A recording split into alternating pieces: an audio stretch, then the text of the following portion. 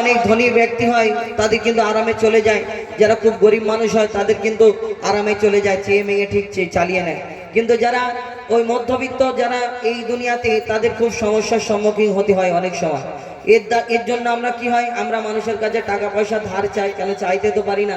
কারোর কাছে ধার চাই, যদি কেউ 2000 টাকা ধার দেয়, দাদা মামা কাকা, এই 2000 টাকা ধার দিলে আমরা পেলে কত খুশি হই আর তাকে কত শুকরিয়া আদায় করি। তোমাকে জীবনভর ভুলবো না, তোমার শুকরিয়া কি বলে আদায় করব, তোমাকে আল্লাহ ফারিস্তা রূপে পাঠিয়েছেন। ঠিক আছে, তুমি এই 2000 টাকা ধার নিয়েছো, এত শুকরিয়া আদায় করছো, 2000 টাকা আবার 2 মাস পরে হলে ফেরত দিতে হবে।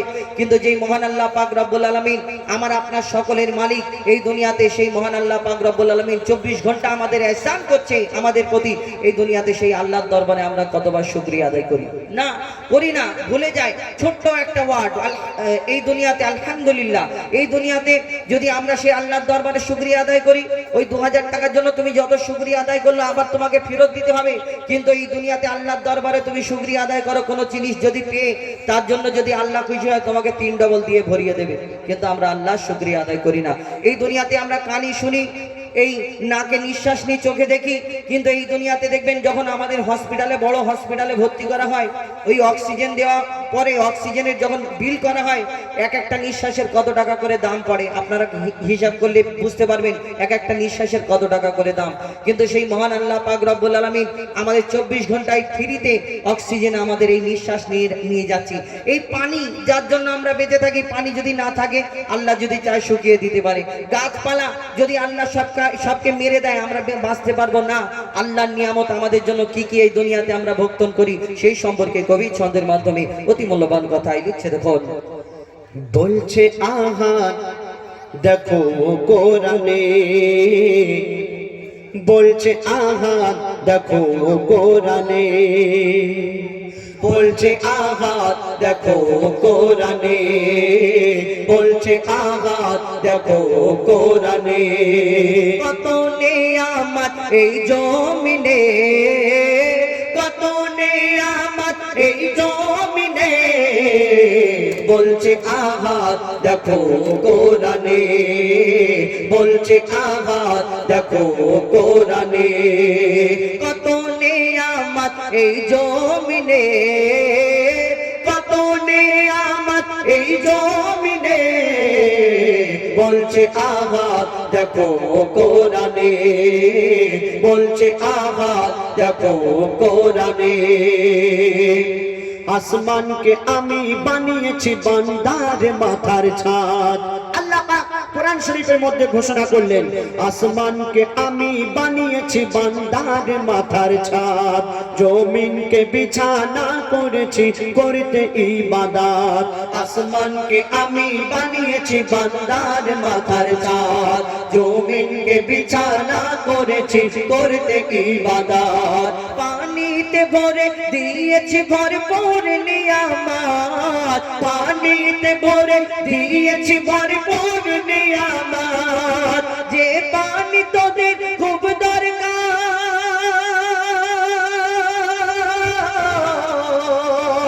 যে পানি তোদের খুব দরকার জীবন মরণে। বলছে আহার দেখো কোরআনে, বলছে আহার দেখো কোরআনে।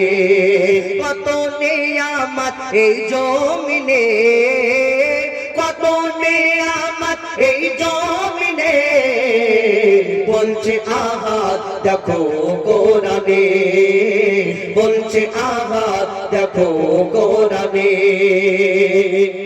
সবুজ সবুজ বৃক্ষ দিয়ে সাজিয়েছি জমিন। এই দুনিয়াতে যাকে আমরা বেঁচে থাকি, শাক সবজি ফলমূল, আমরা অনেকজনে মনে করি হ্যাঁ বাপের বাটার মতো চাষ করি তবে তো হয়, খাওয়া হয়। তখন তোমার চাষ যখন খরা পড়ে যায়, বন্ধ হয়ে যায়, আল্লাহর কাছে হাত পাতো না, হুজুরকে বলো দোয়া করো, তখন যাও কেন? কবি ছন্দের মাধ্যমে লিখছে, সবুজ সবুজ বৃক্ষ দিয়ে সাজিয়েছি জমিন, শাক সবুজ ফল মূল খেয়ে থাকবি রে মুমিন। সবুজ সবুজ বৃক্ষ দিয়ে সাজিয়েছি জমিন, শাক সবুজ ফল মূল খেয়ে থাকবি রে মুমিন। সূর্যকে আমি বানিয়েছি বেঁচে থাকার সামান, সূর্যকে আমি বানিয়েছি বেঁচে থাকার সামান, আধার ভুবন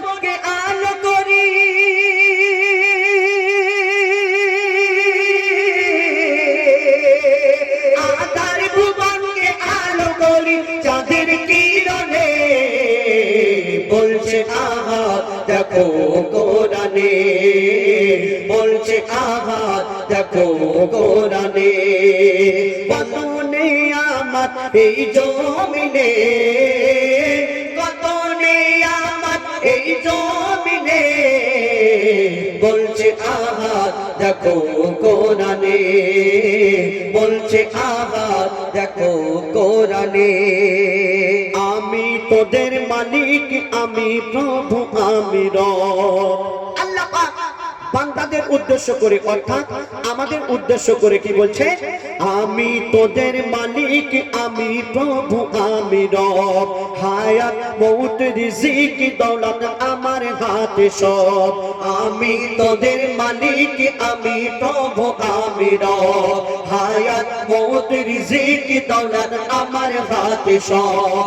মঈদুল ইসলাম কোরআন খুলে চোখে দেখে নে, মঈদুল ইসলাম কোরআন খুলে চোখে দেখে নে। কোরআনকে যদি মেনে চলো,